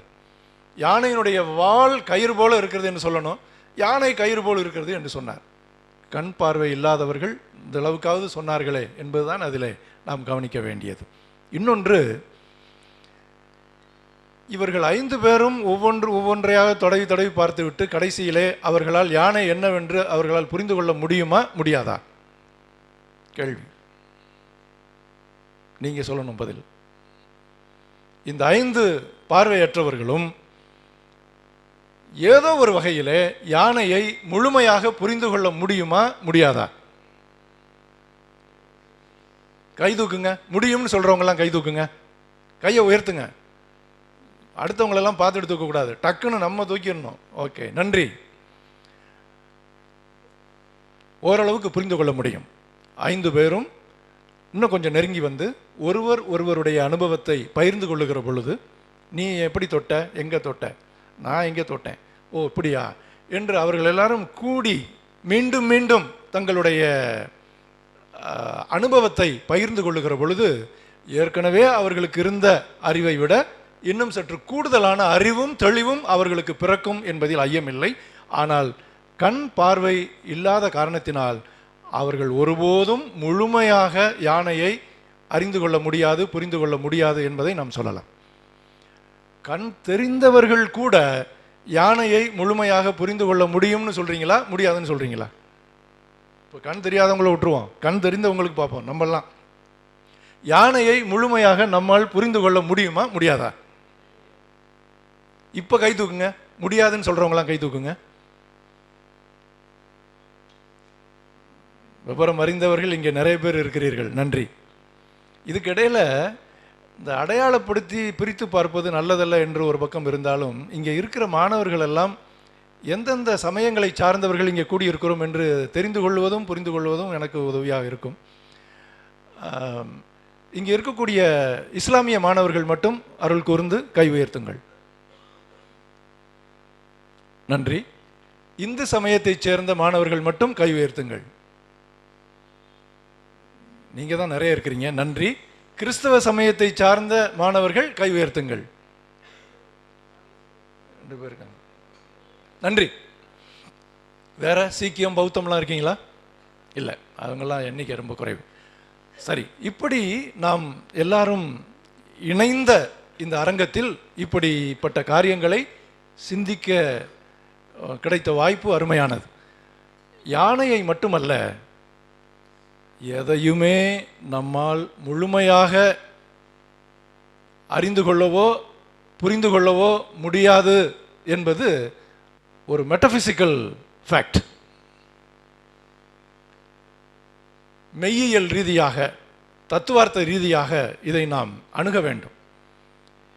எல்லாரும் எல்லாவற்றையும் புரிந்து கொண்டு விட்டோம் என்கின்ற உணர்வு மேலோங்கி இருக்கிற இன்றைய உலகத்தில் யாருமே எதையுமே முழுமையாக புரிந்து கொள்ளவில்லை, புரிந்து கொள்ள முடியாது. புரிந்து கொள்ள முயன்றாலும் அது ஓரளவுக்கு வெற்றியை தருமே ஒழிய முழுமையாக அறிந்தவர் ஒரே ஒருவர் தான், இறைவன் ஒருவரே. ரியாலிட்டி என்பது ஏதோ ஒரு இடத்தில் இருக்கிறது, அதை எல்லாரும் போய் பார்த்து விட்டு வந்து விடலாம், அதை புரிந்து கொண்டு விட்டு வந்து விடலாம், அதை பற்றி விளக்கலாம், அதை பற்றி பேசலாம், அதை நாம் என்ன வேண்டுமானாலும் செய்யலாம் என்று பலர் நினைக்கிறோம். ரியாலிட்டி என்பது எப்படி வருகிறது என்பதை மெய்யியலாளர்கள், சமூக உளவியலாளர்கள் எல்லாம் வேறு வகையாக சிந்திக்கிறார்கள். நாம் கொஞ்சம் அந்த தத்துவ ரீதியாகவும் இதை அணுகுகின்ற பொழுது நம்முடைய வாழ்க்கை எப்படி போய்கொண்டிருக்கிறது என்பதை புரிந்து கொள்வதற்கு உதவும் என்பதற்காக இதை சொல்லுகிறேன். ரியாலிட்டி உருவாக்கப்படுகிறது. ரியாலிட்டியை தமிழில் எப்படி சொல்லலாம்? யதார்த்தம் அல்லது மெய்மை. எதையெல்லாம் மெய்மையானது என்று சொல்லுகிறோமோ அதான் ரியாலிட்டி. இந்த ரியாலிட்டியை யார் உருவாக்குவது? இந்த சமூகம் உருவாக்குகிறது. எல்லாவற்றையும் படைத்தவர் இறைவன், அது நம்முடைய நம்பிக்கை. அவர்தான் எல்லாவற்றுக்கும் மூல காரணமாக இருக்கிறார் என்பதிலே எந்த ஐயமும் இல்லை. நாம் நம்முடைய சமய நம்பிக்கையில் அது முக்கியமானதாக, முதன்மையானதாக கொண்டிருக்கிறோம். அது ஒரு பக்கம் இருக்கட்டும். சமூக வாழ்வில் படைத்தது இறைவனாக இருந்தாலும் அதை புரிந்து கொள்வதும் அறிந்து கொள்வதும் அதை ஒருவரோடு பகிர்ந்து கொள்வதும் நாம் தானே, மனிதர்கள் தானே. எல்லை கடந்த அறிவு நமக்கு இருக்கிறதா இறைவனை போல என்று சொன்னால் அங்கேதான் நம்முடைய எல்லை வரையறுக்கப்பட்டு இருக்கிறது. மனித மூளை குறிப்பிட்ட அளவுக்குத்தான் செல்ல முடியும். அது தொடர்ந்து ஆய்வை நடத்தி கொண்டே இருக்க முடியுமே ஒழிய எல்லாவற்றையும் கற்றுக்கொண்டு விட்டோம் என்று ஒரு ஓய்வுக்கு செல்லக்கூடிய இடத்தில் இல்லை. கடவுள் உலகை 6 நாள்கள் படைத்தார், 7ஆம் நாள் ஓய்வெடுத்தார் என்று விவிலியம் சொல்லுகிறது. இவ்வளவற்றையும் படைத்த கடவுளுக்கு ஓய்வுக்கு நேரம் இருந்தது. நமக்கு நேரம் இருக்கா? எல்லாவற்றையும் கற்றுக்கொண்டு தெரிந்து கொண்டு விட்டோம் என்று சொல்லக்கூடிய நாள் வரப்போவதும் இல்லை, ஓய்வு வரப்போவதும் இல்லை. ஆய்வு ஆய்வு ஆய்வு தான். தமிழ் ஆய்வு தொடங்கி அனைத்துமே வாழ்க்கை முழுவதும் ஆய்வுகள் தான் நம்முடைய வாழ்க்கை என்றாகி இருக்கிறது. தொடர்ந்து தெரிந்து கொண்டே இருக்க வேண்டும், புரிந்து கொண்டே இருக்க வேண்டும். புது புது காரியங்களை ஆய்வு செய்து கண்டுபிடிப்பதும் தெரிந்து கொள்வதும் அன்றாட செய்திகளாக வந்து கொண்டுதானே இருக்கின்றன, நம்முடைய அனுபவங்களாகவும் இருந்து கொண்டுதானே இருக்கின்றன. எனவே இப்படிப்பட்ட ஒரு சூழ்நிலையில் இது லேசான ஒரு தத்துவ ரீதியிலான ஒரு விஷயம் என்று விட்டுவிட போக முடியாது. நம்முடைய வாழ்க்கையை பெரிதும் பாதிக்கக்கூடிய செய்தி இது. ஏனென்றால் எதெல்லாம் காலம் காலமாக இருந்து கொண்டு இருக்கிறதோ, கேள்விக்கு உட்படுத்தப்படாமல் கடைபிடிக்கப்பட்டு கொண்டு இருக்கிறதோ, எல்லோராலும் ஏற்றுக்கொண்டப்பட்டு இருக்கிறதோ, எந்த அப்ஜெக்ஷனும் இல்லாமல் எல்லாரும் அதை ஒத்துக்கொண்டு இருக்கிறார்களோ, அதெல்லாம் அப்படி அல்ல. கேள்விக்கு உட்படுத்தப்பட வேண்டியவை பல உள்ளன, ஆய்வுக்கு உட்படுத்தப்பட வேண்டிய காரியங்கள் உள்ளன. இனிமேலும் இதை தொடர்ந்து ஒத்துக்க முடியாது என்று சொல்ல வேண்டிய காரியங்களும் இருக்கின்றன.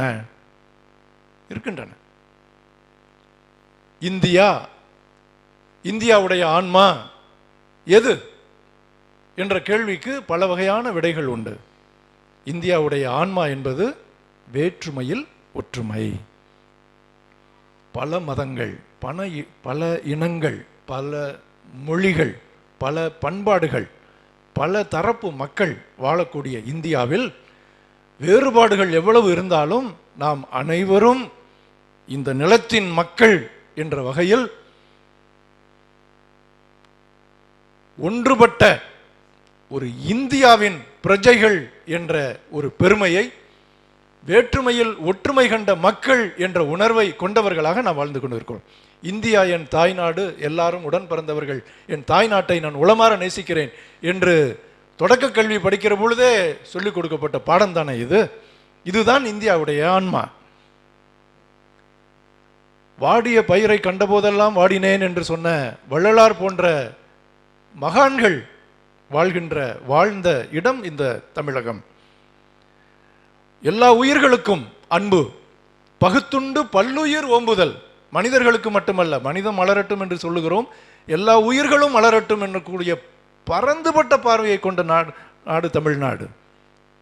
ஒன்றே குலம் ஒருவனே தேவன் என்ற திருமூலரின் மந்திரத்தை வேத மந்திரமாக நாம் எல்லாரும் ஒவ்வொரு நாளும் உச்சரிக்க வேண்டிய இடத்தில் நாம் இருக்கிறோம். பிறப்புக்கும் எல்லா உயிர்க்கும் என்கின்ற வள்ளுவம் நம்முடைய தமிழகத்தினுடைய சிறப்பு. நம்முடைய சமய நம்பிக்கைகளை எல்லாம் கடந்து இது போன்ற பண்பாட்டு நம்பிக்கைகள், சமூக நம்பிக்கைகள் நம்மை வளர்த்தெடுத்திருக்கின்றன. இதில் நாம் வளர்க்கப்பட்டு கொண்டிருக்கிறோம். இதுதான் இந்தியாவுடைய ஆன்மா.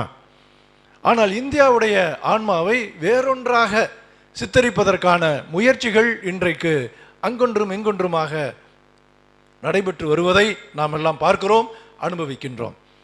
யார் இந்த இந்தியாவின் ஆன்மாவை கட்டமைப்பது, யார் முடிவு செய்வது என்று பார்க்கிற பொழுது இந்திய சமூகம்தான் இதை முடிவு செய்ய வேண்டும். We the people of India என்று ஆரம்பிக்கின்ற நம்முடைய இந்திய அரசியல் அமைப்பு சட்டம் எப்படி we the people of India என்று சொல்லுகிறதோ, எல்லாவற்றிலுமே we the people of India தான். இது இந்திய அரசியலமைப்பு சட்டத்திற்கு மட்டுமல்ல, நம்முடைய வாழ்வை பாதிக்கக்கூடிய எல்லா அம்சங்களிலும் மக்கள் அனைவரும் இணைந்து சமூகமாக சேர்ந்துதான் இதை நாம் முடிவு செய்கிறோம். It's a social process. Reality is produced through and in a social process, social interaction of constructing the reality. ஒன்று கேள்வி கேட்கப்படாமல் திட்டவட்டமாக இதுதான் என்று நிர்ணயம் செய்யப்படுகிற வரை ஒரு ப்ராசஸ் போகுது. அதில் வந்து ஒரு 4 படிநிலையை சொல்லுவாங்க தியரிட்டிக்கலாக. ஒன்று ஹபிச்சுவலைசேஷன், ஒரு விஷயத்தை பழக்கப்படுத்துவது, திரும்ப திரும்ப அதையே செய்வது, அதையே சொல்வது, அது பழக்கமாகிவிடும், அன்றாட பழக்க வழக்கமாகிவிடும். அதுக்கப்புறம் அதை இன்ஸ்டிடியூஷனலைசேஷன் அப்படின்னு 2வது ப்ராசஸ், அதை நிறுவனப்படுத்துவது. இப்படித்தான் எல்லாரும் இனிமேல் செயல்பட வேண்டும் என்று அதை ஒரு நிறுவனப்படுத்தி வைத்து விடுவது. எந்த நாட்டினுடைய பிரச்சனையை, ரியாலிட்டியை நீங்கள் மனதில் வைத்து கொண்டு வேணாலும் இதை பார்க்கலாம். ஒரு வரதட்சணை பிரச்சனையாக இருந்தாலும் சரி, ஒரு ஜாதி பிரச்சனையாக, தீண்டாமை பிரச்சனையாக இருந்தாலும் சரி, ஒரு பொருளாதார ஏற்றத்தாழ்வாக இருந்தாலும் சரி, நாம் சந்திக்கிற சமூக நோய்கள் எது வேண்டுமானாலும் எடுத்துக்கொள்ளுங்கள், இந்த ப்ராசஸில் தான் போகும். முதல்ல ஹெபிச்சுவலைசேஷன், எல்லாரும் இப்படி தான் கடைபிடிக்க வேண்டும் என்று பரப்பி விடுவார்கள், அதை எல்லாரும் கடைபிடித்து கொண்டு இருப்பார்கள், பழக்க வழக்கமாக இருக்கும், அதுக்கு பேர் ஹெபிச்சுவலைசேஷன். அடுத்தது அதை நிறுவனப்படுத்துவார்கள், இன்ஸ்டிடியூஷனலைசேஷன். 3வது ஒரு ப்ராசஸ் இருக்குது, செடிமெண்டேஷன்.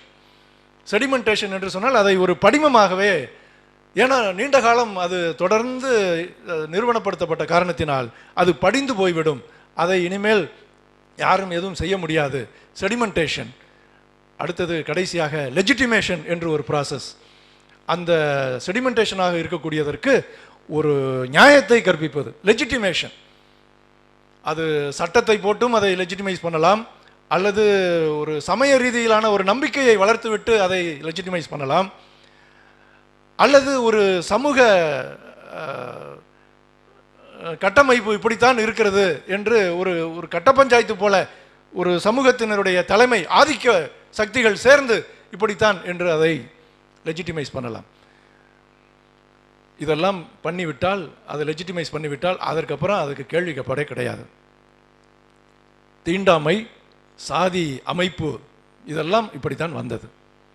இன்றைக்கு சமயம் பற்றிய பார்வைகள் இப்படித்தான் வருகிறது. இஸ்லாம் என்றால் என்ன, இஸ்லாமுடைய ஆன்மா என்ன, கிறிஸ்தவம் என்பது என்ன, கிறிஸ்தவத்தினுடைய அடிப்படை கொள்கை என்ன, இந்து சமயம் என்பது என்ன, சீக்கியம் என்பது என்ன, பௌத்தம் என்பது என்ன, எல்லாவற்றிற்கும்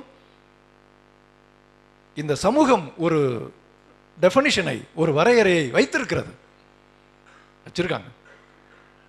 அது தனிநபர்கள் உருவாக்கிவிட முடியாது.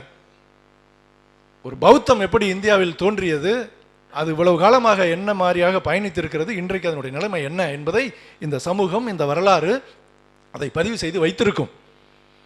இது ஒரு வகையான அந்த சோஷியல் ப்ராசஸ் வழியாக கட்டமைக்கப்பட்ட ஒரு, அதே போல தான் இஸ்லாமும். இஸ்லாமினுடைய அடிப்படை கொள்கை என்ன, ஏகத்துவம், கருணை உள்ளவன் அல்லாஹ், மக்கள் மத்தியில் எந்த விதமான ஏற்றத்தாழ்வும் இருப்பதற்கு வாய்ப்பில்லை, எல்லாருமே அவனால் படைக்கப்பட்டவன் என்ற காரணத்தினால் ஈகைதான் மனிதர்கள் செய்ய வேண்டிய முதல் கடமை, இறைவனை தொழுவதுதான் அவர்களுடைய முதன்மையான பணி, பகிர்ந்து வாழ்வதுதான் வாழ்வு என்ற உயரிய கருத்துக்களை, லட்சியங்களை வைத்திருக்கக்கூடிய இஸ்லாமை வேறு விதமாக சித்தரிப்பதற்கான முயற்சிகளும் நடைபெற்று கொண்டிருக்கிறது. நாட்டில், உலகத்தில், இந்தியாவில், உலக அரங்கில் ஏதோ அங்கொன்றும் இங்கொன்றுமாக ஒரு சில தனிநபர்கள் அல்லது தனித்தனி அமைப்புகள், இயக்கங்கள் செய்கின்ற வேலைகளை பார்த்து அவர்களுடைய செயல்பாடுகளை வைத்து ஒரு புதிய கணிப்பை இவர்களாக உருவாக்கி பொதுமையான ஆன்மாவை மாற்றி இஸ்லாமுடைய ஆன்மா அதுவல்ல இதுதான் என்று கட்டமைப்பதற்கான முயற்சி இருக்கிறதே, இதுவும் இந்த சமூக உருவாக்கத்தினுடைய ஒரு பகுதி தான். எது ஜெயிக்கும் என்பதுதான் நம்முடைய கேள்வி. இப்படி சமூகம் பார்த்து எல்லாரும் ஒன்று கூடி வந்து ஒரு பொதுக்குழு கூட்டத்தை போட்டு எதையும் முடிவு பண்ண முடியாது இல்லைங்களா? ஒரு கட்சின்னா பொதுக்குழுவை கூட்டுங்க, எத்தனை பேர் இதுக்கு ஆதரவு கொடுக்குறாங்களோ அதுதான் தீர்மானம் என்று போடலாம். ஆனால் இந்த சமூக பிரச்சனைகளிலே யார் தீர்மானம் போடுவது, யார் முடிவெடுப்பது, முடிவெடுக்கிற அதிகாரம் யார் இருக்கிறது, யார் ஆதிக்கம் பண்ணுகிறார்களோ அவர்கள் தான். யாருடைய கையில் பவர் இருக்கிறதோ, அதிகாரம் இருக்கிறதோ அவர்கள் மற்றவர்கள் எல்லாம் வளைத்து போடுவார்கள். அல்லது யாருடைய குரல் வலிமையாக ஒலிக்கிறதோ அது ஜெயிக்கும். யாருடைய குரல் வலிமையாக ஒலிக்கிறதோ அந்த குரல் ஜெயிக்கும். இப்போ சாதியம் என்று எடுத்துக்கொண்டால் கூட இந்தியாவில் தீண்டாமை தொடர வேண்டும் என்று கருதுபவர்களும் இருக்கிறார்கள், தீண்டாமை அகற்றப்பட வேண்டும் என்று சொல்பவர்களும் இருக்கிறார்கள். யார் ஜெயிப்பார்கள்? யார் ஜெயிப்பா?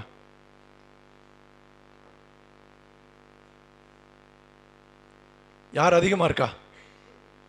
தீண்டாமை தொடர வேண்டும்னு சொல்றவங்க, தீண்டாமை இருக்கா இல்லையா? இப்போ நவீன தீண்டாமை எல்லாம் இருக்கு.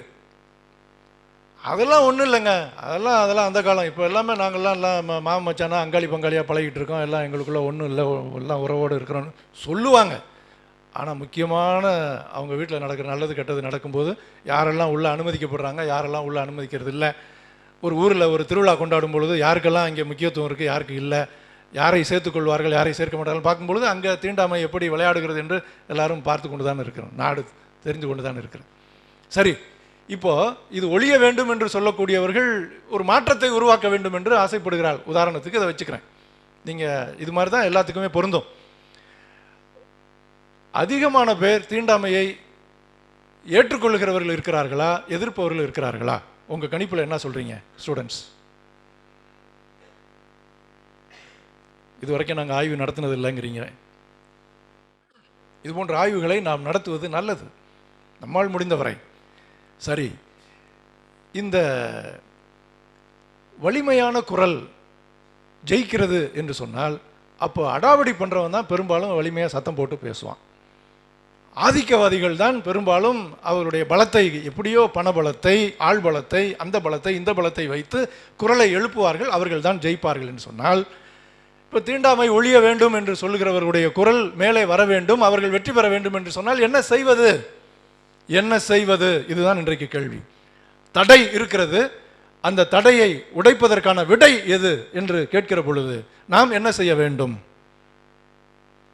ஸ்பைரல் ஆஃப் சைலன்ஸ் என்று ஒரு தியரி. அது ஒரு அம்மா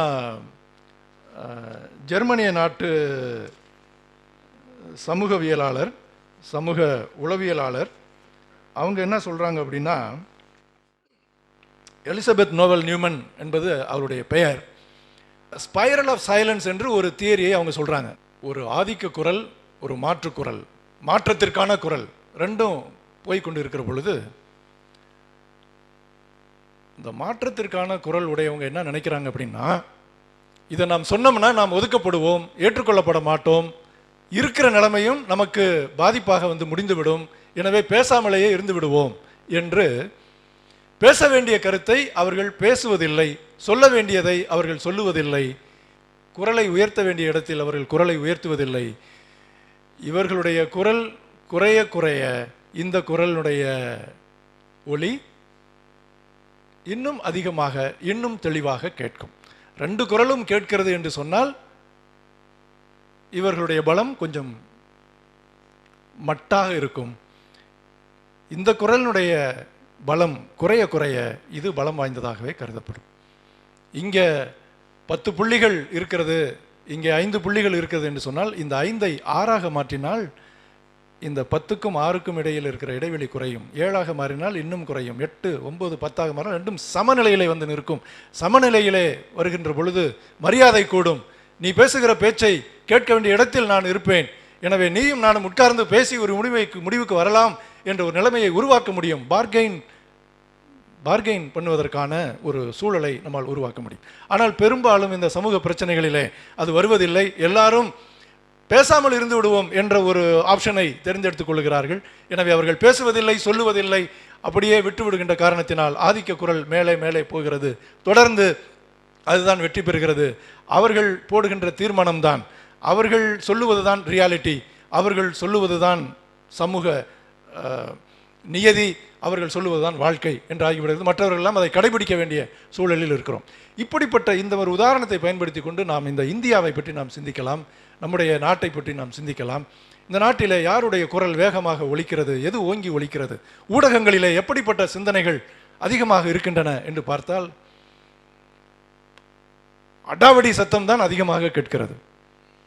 நியாயத்திற்கான சத்தம் கேட்கிறது, ஆனால் அவ்வளவு அதிகமாக அது எடுபடுவதில்லை. ஏனென்றால் அது ஓங்கி ஒலிக்கிறது. பொய் சொல்லுகிறவன் சத்தமாக பேசுகிறான், உண்மையை பேசுகிறவன் மெதுவாக பேசுகிறான். ஏன்டா மெதுவாக பேசுற, நீயும் சத்தமாக பேசு. சத்தமானா கேட்கிற மாதிரி பேசு. உன்னுடைய குரல் வெளிப்படும்படியாக நீ பேசு. எனவே ஒரு மாபெரும் விவாதம் இந்தியாவிலே நடந்து கொண்டிருக்கிறது என்பது உண்மைதான். இந்த விவாதம் என்பது ஆரோக்கியமானது. நாம் எவ்வளோ சொல்லலாம், ஏதோ பல வகையான தாக்குதல்கள் வருகின்றன, எதிர்ப்புகள் வருகின்றன, பிரச்சனைகள் வருகின்றன என்று எதிர்மறையாகவும் அதை பார்க்கலாம். ஆனால் இந்த நாடு சந்தித்தே ஆக வேண்டிய ஒரு விவாதம் ஒத்தி போடலாம். ஆனால் என்றைக்காவது ஒரு நாள் இந்த விவாதம் நடந்தே ஆக வேண்டும். இந்த விவாதத்தின் வழியாகவே இந்த நாடு தன்னை நிலைநிறுத்திக் கொள்ள முடியும். அந்த விவாதம் பெரும் விவாதம் நடந்து கொண்டிருக்கிறது. தீவிரவாதம் தேவையில்லை, ஆனால் தீவிர விவாதம் நடப்பதை நாம் ஏற்றுக்கொள்ளுகிறோம். அதை கடந்து போக முடியாது, அதன் வழியாகவே நாம் பயணிக்க முடியும் என்ற அளவில் இந்த விவாதத்திலே எல்லாரும் பங்கெடுத்துக் கொள்ள வேண்டும். ஊடகங்கள் அனுமதியை மறுத்தாலும், இடம் கொடுக்காவிட்டாலும் சமூக ஊடகங்கள் இருக்கின்றன, எத்தனையோ வழிகள் இருக்கின்றன. விடுதலைக்கான குரல், சமத்துவத்திற்கான குரல், சமய நல்லிணக்கத்திற்கான குரல், உறவுக்கான குரல், அன்புக்கான குரல் ஒலிக்க வேண்டும். அதிகார அரசியல் பண்ணுகிறவர்கள் தங்களுடைய பணியை தொடர்ந்து, வேலையை தொடர்ந்து செய்து கொண்டிருந்தாலும் அன்பு அரசியலை, அமைதி அரசியலை, நல்லிணக்க அரசியலை நாம் தொடர்ந்து நடத்தி கொண்டே இருக்க வேண்டும். அப்படி வருவதுதான் இந்த உரையாடல், பல்சமய உரையாடல் என்கின்ற அந்த செயல்பாடு. பல்சமய உரையாடல் ஏன் நடத்த வேண்டும், எப்படி நடத்த வேண்டும் என்பதற்கான ஒரு ஒரு சூழலைத்தான் நான் இதற்கு முன்னால் உங்களுக்கு முன்வைக்க விரும்பினேன். குரல் வெளிப்பட வேண்டும். ஒருவரை புரிந்து கொள்வதற்கான வாய்ப்புகளை நாம் உருவாக்க வேண்டும். என்னை நீங்கள் எப்படி புரிந்து கொள்ள முடியும்? நான் பேசினால்தான் என்னை நீங்கள் புரிந்து கொள்ள முடியும். நான் பேசுவதை நீங்கள் கவனித்தால்தான் என்னை நீங்கள் புரிந்து கொள்ள முடியும். உங்களை நான் எப்படி புரிந்து கொள்ள முடியும்? நீங்கள் பேசும் பொழுது நான் கவனிக்க வேண்டும், இதயபூர்வமாக கவனிக்க வேண்டும், அன்போடு கவனிக்க வேண்டும், வேண்டா வெறுப்போடு அல்ல. எனவே இந்த ஒருவருக்கு செவி மடுத்து,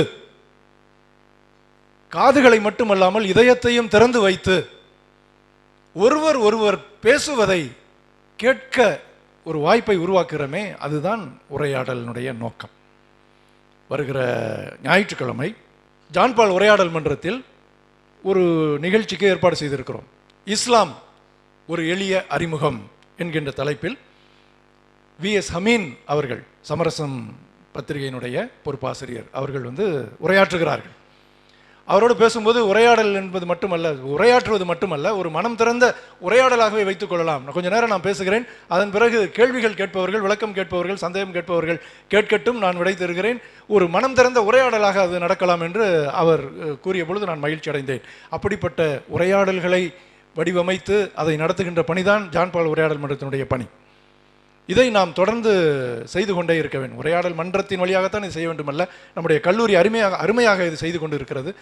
கருத்துக்களை கேட்பதற்கான வாய்ப்புகளை உருவாக்குகிறது. ஒரு சமய நல்லிணக்க அறக்கட்டளையை இந்த வளாகத்தில் நிறுவியதே ஒரு பெரிய ஒரு சான்று.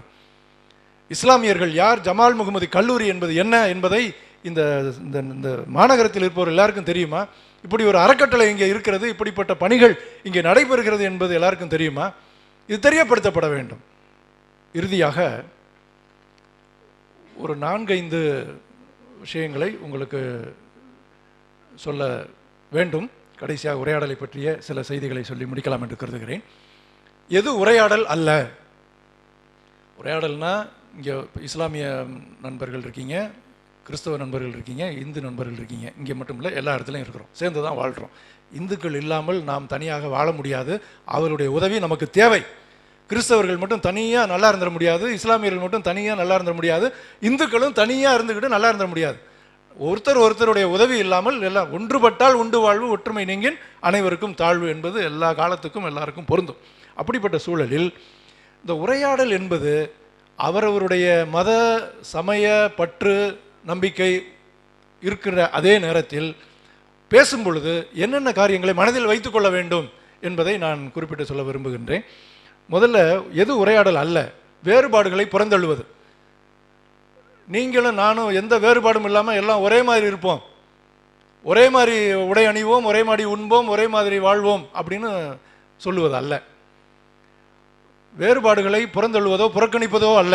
இப்போ வந்து இப்போ இஸ்லாமிய பெண்கள் ஹிஜாப் போட்டிருக்காங்கன்னா நீங்களாம் ஏன் ஹிஜாப் போடுறீங்க என்று கேட்பதில்லை. அவர்களுடைய பழக்க வழக்கம் என்னவோ, உடை பழக்கம் என்னவோ அதை அவர்கள் போட்டுக்கொள்ளட்டும். ஒரு இந்து சமய பெரியவர் பட்டை போட்டுக்கிறார் என்று சொன்னால் அவர் பட்டை போட்டுக்கொள்ளட்டும். இன்னொரு உத்திராட்ச கொட்டை போடுகிறார் என்று சொன்னால் அவர் போட்டுக்கொட்டும். கிறிஸ்தவர் சிலுவை போடுகிறார் என்று சொன்னால் போடட்டும், போடுங்கள், மறைக்க வேண்டாம்.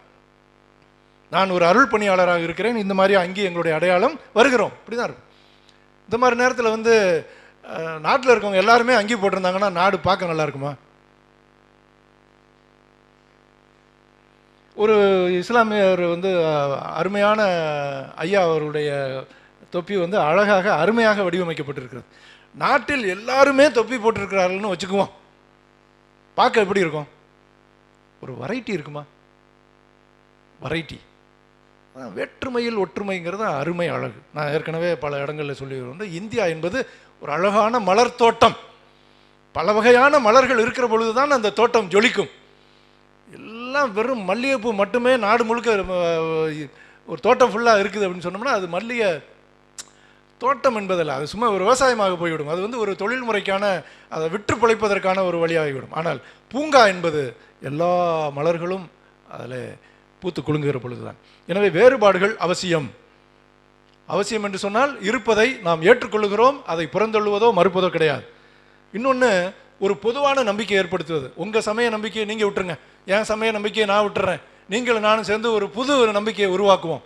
அக்பர் அந்த காலத்தில் தீன் இலாகின்னு ஒரு எக்ஸ்பெரிமெண்ட் பண்ணார். அதுவல்ல, அவருடைய நம்பிக்கை மாறாது, அதில் உறுதியாக இருப்போம். அதே வேளையில் என்னுடைய நம்பிக்கை என்ன என்பதை நீங்கள் தெரிந்து கொள்ளுங்கள், உங்களுடைய நம்பிக்கை என்ன என்பதை நான் தெரிந்து கொள்ளுகிறேன், உங்களை நான் புரிந்து கொள்ளுகிறேன், உங்களை நான் நேசிக்கிறேன் என்பதுதான் உரையாடல். அப்புறம் வந்து விவாதம் செய்வதல்ல, ஆர்கியூமெண்ட் அல்ல, யார் சொல்லுவது சரி என்பதல்ல, நாம் சொல்லுவதிலே எது சரி, எது சரி என்பதுதான் முக்கியம், யார் சரி என்பது முக்கியம் அல்ல. விவாதம் செய்து வெற்றி பெறுவது. இப்போ கிறிஸ்தவர்களும் இஸ்லாமியர்களும் சேர்ந்து பேசுகிறோம், ஒரு 10 கிறிஸ்தவர்கள் 10 இளைஞர்கள் 10 இஸ்லாமியர்கள் பேசுகிறாங்க, உரையாடல் நடக்குது. இதில் வந்து நம்முடைய மார்க்கத்தை சொல்லி அந்த விவாதத்தில் வெற்றி பெறுவது என்கின்ற போக்கு அல்ல, அது பட்டிமன்றம். நம்முடைய உரையாடல் என்பது பட்டிமன்றம் அல்ல, இது வெற்றி மன்றமும் அல்ல, இது உரையாடுகின்ற மன்றம், சமத்துவ நிலையில். நம்பிக்கையை சமரசம் செய்வதோ விட்டுவிடுவதோ அல்ல, ஏற்கனவே நான் சொன்னதுதான்.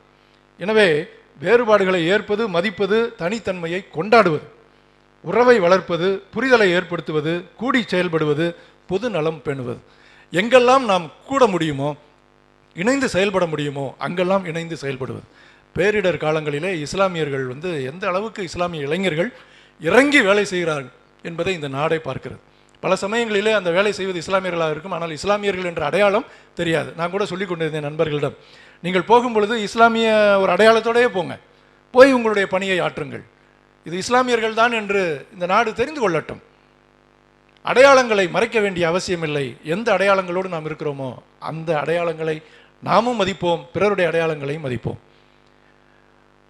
இதெல்லாம் எதற்கு இப்பொழுது நாம் சொல்லுகிறோம் என்று சொன்னால், இப்படிப்பட்ட ஒரு உரையாடல்களை நாடு முழுக்க கொண்டு வருவதற்கான கருவிகளாக நாம் செயல்பட முடியும், செயல்பட வேண்டும். எங்கெங்கெல்லாம் வாய்ப்பு இருக்கிறதோ அங்கெல்லாம் நாம் புரிதல் உள்ளவர்களை, நண்பர்களை, ஒருவர் மீது ஒருவர் நம்பிக்கை கொள்கின்ற நண்பர்களை உருவாக்க முடியும் என்று சொன்னால், அதன் வழியாக நம்முடைய பரஸ்பர நம்பிக்கையை, நம்முடைய பரஸ்பர புரிதலை, நம்முடைய பரஸ்பர தோழமையை கொஞ்சம் கொஞ்சமாக பெரிதாக்கி விரித்து இந்த திருச்சி நகரம் முழுவதும், திருச்சி மாவட்டம் முழுவதும் இப்படிப்பட்ட உரையாடல் நடத்துவதற்கான தளங்களை நம்மால் உருவாக்க முடியும். நாம் அனைவரும் கரம் கோர்த்தால் நிச்சயமாக முடியும். கடவுளால் ஆகாதது ஒன்றுமில்லை. நாம் செய்வது கடவுளின் பணி, அன்பு பணி, மனித நேய பணி, மனிதம் வளர வேண்டும் என்ற ஆசையோடு நாம் எடுக்கின்ற நேர்மறையான பணி, வெளிச்சத்தை கொண்டு வருகிற பணி, இருளை அகற்றுகின்ற பணி. இந்த பணி நிச்சயமாக வெற்றி பெறும். எந்த குரல் எவ்வளவு வேகமாக ஒலித்தாலும் நாம் அனைவரும் அன்புக்காக, நல்லிணக்கத்திற்காக, நல் உறவுக்காக கரம் கோர்க்கின்ற பொழுது இறைவன் நமக்கு வெற்றியை இறுதியில் தேடி தருவான் என்ற உறுதியான நம்பிக்கை நம் அனைவரிடம் இருக்கிறது. இந்த பணியில் கரம் கோர்க்க நாம் எல்லாரும் தொடர்ந்து இணைந்து செயல்பட வேண்டும் என்ற வேண்டுகோளை உங்கள் முன் வைத்து உங்கள் அனைவருக்கும் மீண்டும் என்னுடைய அன்பையும் வாழ்த்துக்களையும் தெரிவித்து வாய்ப்புக்கு நன்றி கூறி விடைபெறுகிறேன். நன்றி, வணக்கம்.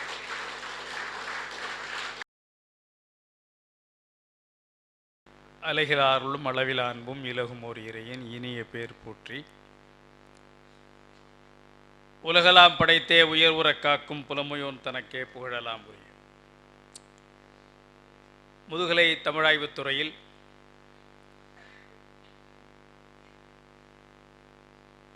நிறுவப்பெற்றிருக்கிற 4 அறக்கட்டளை பொழிவுகளுடைய இறுதி அறக்கட்டளையாக கல்லூரி அளவில் நடத்தப்பட வேண்டிய பெரும்புலவர் டாக்டர் சி நயினார் முகமது அறக்கட்டளை பொழிவு இங்கே இனிதே நிறைவடைந்திருக்கிறது. பெரும்புலவர் அவர்கள் தமிழ் இலக்கியங்களின் வழி சமய பன்மியத்தை, சமய பொதுமையை பறைசாற்றுகிறவர்களாக, பேசுகிறவர்களாக, அவர்களுடைய ஆய்வே மஸ்தான் சாஹிபும் தாயுமானவரும் என்பதாக இருந்தது. அப்படி தன்னுடைய வாழ்நாளெல்லாம் இந்த கல்லூரியினுடைய முதல்வராக இருந்த காலம் முதல் கல்லூரியிலே பணியாற்றிய அனைத்து காலத்திலும்